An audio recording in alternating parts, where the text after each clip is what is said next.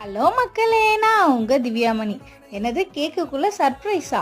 அப்படி என்ன சர்ப்ரைஸ்? வாங்க வீடியோக்குள்ள போய் பார்க்கலாம். இந்த கிளிப் பார்க்கும்போது உங்களுக்கே தெரிஞ்சிருக்கும். ஆமாங்க, நம்ம கேஷ் பாக்ஸ் வச்சு தான் நம்ம கேக் ரெடி பண்ணியிருந்தோம்.